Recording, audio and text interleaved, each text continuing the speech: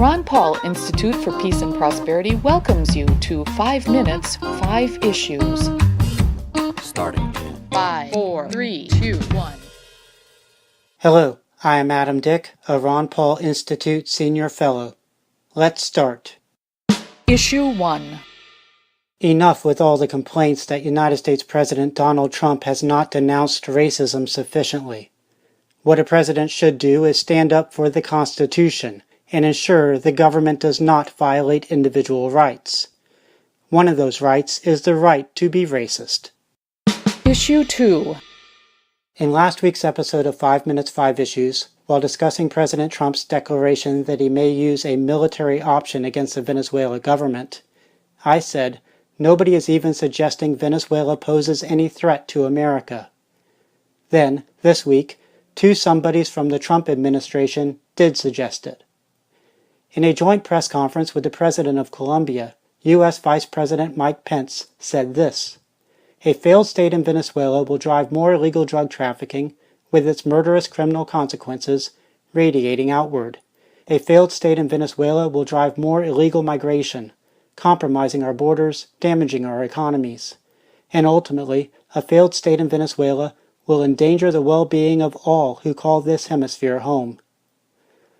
Also, when host Chris Wallace asked at Fox News why a civil war or terrible situation in Venezuela is our problem and could justify U.S. military intervention, U.S. Central Intelligence Agency Director Mike Pompeo gave the following answer. "Oh look, Venezuela could very much become a risk to the United States of America.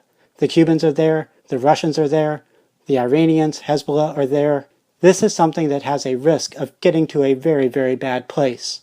And so, America needs to take this very seriously."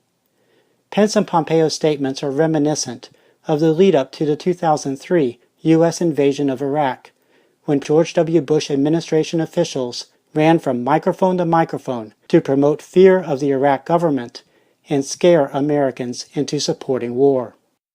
Issue 3. You have likely read some of Ron Paul Institute academic board member Eric Margulies's informative articles regarding conflicts and politics around the world. Here is something you may not know about Margulies. Alan Hall reported at the Daily Mail that Margulies was the major financial backer for Saving This Month: 3 lions, 2 tigers, 2 Asian black bears, 2 husky dogs, and 2 hyenas. The animals had experienced dire conditions at an Aleppo, Syria zoo devastated in the country's ongoing war. Hall reports that after many other animals had died in the zoo, these surviving animals have made it to a sanctuary in Jordan. Issue 4. In a Monday press release, the World Health Organization said there have been 500,000 suspected cholera cases in Yemen this year. The WHO notes that the rapid spread of the disease in Yemen is due to deteriorating hygiene and sanitation conditions and disruptions in the water supply across the country. Further, treating cholera is inhibited by a shortage of medical supplies, medical facilities, and medical workers in the country. The U.S.-supported war on Yemen has created the conditions for this calamity. As I said when talking about cholera in Yemen in the June 17th episode of 5 Minutes, 5 Issues, diseases can be as destructive as bullets and bombs in war. Issue 5. In the July 8th episode of 5 Minutes, 5 Issues, I said the August 15th U.S. Senate special election primary in Alabama could disturb many U.S. politicians and power brokers should former Alabama Supreme Court Chief Justice Roy Moore win. On Tuesday, Moore came in first with 39% of the vote. Moore will compete next in a runoff election against second-place finisher Luther Strange, who the state governor appointed to the Senate to temporarily fill the seat vacated when Jeff Sessions left to become U.S. Attorney General. Strange was also endorsed by President Trump.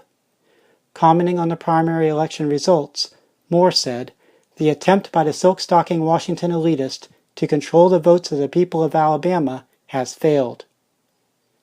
That's a wrap. Transcripts of 5 Minutes, 5 Issues episodes, including links to related information, are at the Ron Paul Institute blog.